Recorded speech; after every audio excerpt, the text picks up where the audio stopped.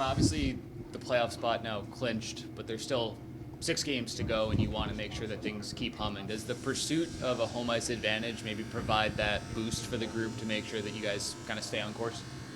I would say so. I mean, that's obvious. I think you would look to that. We want to do as well as we can, and if we do as well as we can, then we have a good chance to try to get home ice. So there's just stay on the right path, do well, and then there's a potential reward still in play. We were just talking about composure and poise and calmness of a Joel Edmondson. Where do you see that in his game? Like, we see it, but just wondering. Well, I mean, we've talked a lot about, you guys grew up with Louis and Dewey and Kopi, and you've seen that in their champions. Well, let's not forget Eddie's a champion too. So there's a certain amount of internal confidence, you call it swagger, but not arrogance, that I think those players who all won have. And that's what I see from him. Nothing fazes him, nothing rattles him. He's been through it, and he's been on the other side. It's tough to get back there and do all those things, but there's just a composure to him. I've talked to him, and he's just said, I said, what do you do to, he says, I just take a deep breath. Well, that's simple. Maybe I should try it. Yeah, exactly. Or all of us, right? It's that simple. No, we've all heard that one before. Going, okay. Doesn't work as well for me. But yeah, no, he's a pretty, he's just consistent, honest guy, character. We've talked about it. So if it's that easy for him, that's just some good moral fiber, and he's got himself down pat. Could you ask for better traits for your younger defensemen to learn from than exactly what you just said there? Yeah, no, that's just it. We talked about it with Clarkey. Stand beside Clarkey and have that calmness, and maybe he'll teach Clarkey how to take a good deep breath too. He'll need that over his career.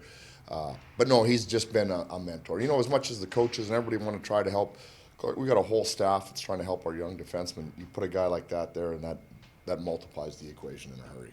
Speaking of the young guys, we've been talking quite a bit about this, commitment to team defense. And a couple weeks ago, Drew said that, if you want to win, you have to commit to playing this style of Kings defensive hockey. What have you seen from the younger group specifically down this stretch to push for home ice involving that team defense? Well, I'm trying to think now, who's our younger group? Like Sammy, that's how Sammy plays. I think Q's shown that that's how he plays for a while. For me, Laugh's played like that since day one. Am I missing anybody up front that we put in the younger group? I think, Spenny's been around long enough now. Spenny's a younger player, but he played in the Stanley Cup playoffs. He's got a big enough runway, I think, that he understands that. I land on Clarkey, and if that's the only one we're talking about, I thought that this is as good as he's been defensively over the last month, 3 weeks, I don't know how long. And, it's at the time of the year where hockey is the hardest. And there was a stretch where hockey got really hard and, it wore on him a little bit. He's bounced back and played his best. This is just a really, really positive sign for our team. When a guy can do that and get himself together and play good defense, yeah. So I don't know if I answered your question, but I walked through the young players, and maybe I'm missing somebody.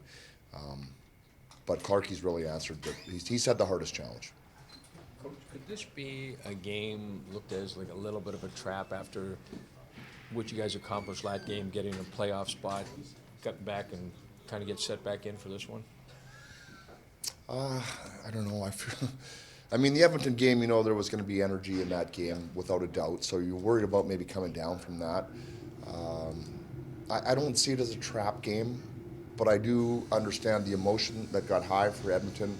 Whoever we're playing next, maybe you're not going to get as emotionally involved. That's the challenge for the players. It's not a physical thing for me at this time. It is, and we dealt with that this morning, Evie, this has got to be right. And if this is right, the body will be right. And then we'll be okay. We know we're 76 in. We know what it looks like.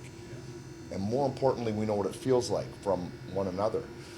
So yeah, that's your challenge. Your challenge is to make sure that you are ready to play hockey tonight, no matter the opponent.